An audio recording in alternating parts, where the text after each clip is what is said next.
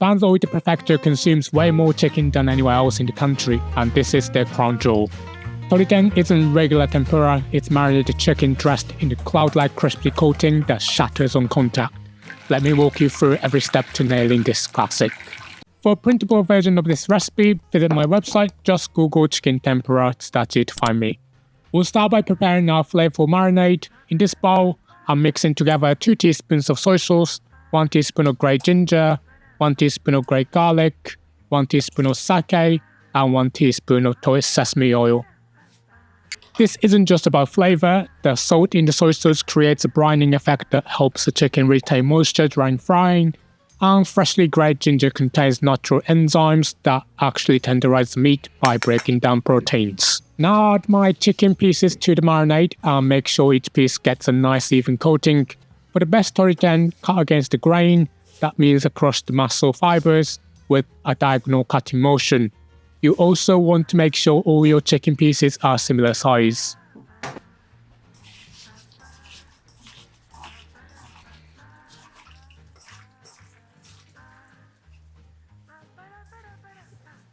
Cover it with plastic wrap touching the surface of the chicken and then rest in the fridge. Don't leave this marinating too long though, about 30 minutes is the sweet spot. Once the marinating time is almost up, let's create the perfect tempura batter. First, I'm cracking an egg into this bowl and adding 50 milliliters of chilled water. You should use chilled water straight from the refrigerator. I measured out my water at the beginning and kept in the fridge while the chicken was marinating. You could even add ice cubes to keep it extra cold throughout the process. So why does cold matter so much? Well, cold water slows down gluten formation. Gluten is great for bread, but terrible for tempura. Keeping everything cold slows down this reaction, which is what gives Toriten its light, crispy texture. Now I'm adding 4 tablespoons of cake flour and 3 tablespoons of potato starch. Instead of just dumping dry ingredients in, I'm sifting them directly into the wet mixture. This extra step makes a big difference in getting that airy, crisp coating. When mixing, I use chopsticks, or you can use a fork and stir just until combined, leaving small lumps in the batter. Overmixing also develops gluten, which leads to a heavy, bready coating rather than the delicate crispiness we're after. And if you can't find potato starch, cornstarch will work in a pinch, though the original Toriten from Toyokan restaurant actually used this blend of wheat flour and potato starch. Now it's time to fry. I've preheated my oil to exactly 170 degrees Celsius, which is 340 degrees Fahrenheit. I'm using rice bran oil, which is my personal favorite, but any neutral flavored oil with a high smoke point will work, like vegetable or canola oil. With my oil at the perfect temperature, I'm gently dropping the chicken pieces into the batter, making sure they're fully coated.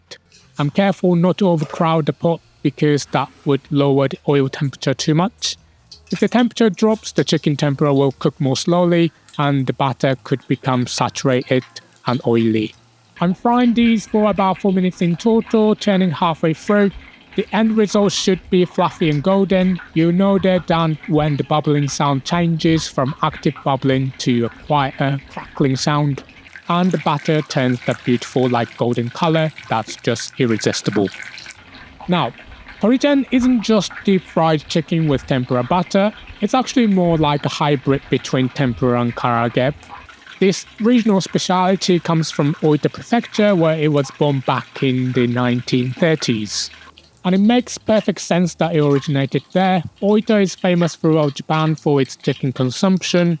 The locals enjoy it as soul food, typically served with a tangy ponzu-like sauce and garnished with kabosu citrus, another Oita specialty.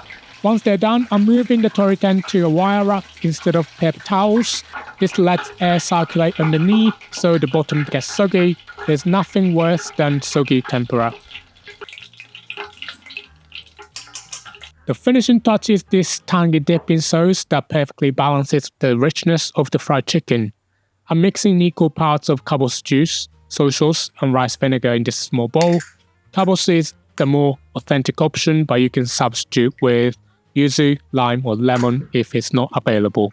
If you're looking for a really authentic Oita style experience, you can try adding a bit of karashi mustard to the sauce, but that's totally up to you.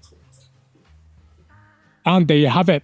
Perfect Toriten Japanese chicken tempura with a light crispy coating and tender flavorful chicken inside. Want even more delicious recipes? Grab my free cookbook from the link in the description. Okay, let's go over the ingredients one more time. And if you're ready to cook, grab the written instructions by clicking the full recipe box with a picture that's about to pop up on your screen. Here we go, the link to the full recipe is on the screen for you now, and if you want to watch more similar videos, don't miss my chicken recipe playlist popping up on your screen as well. Thanks so much for watching, and I hope to see you in the next one. Bye.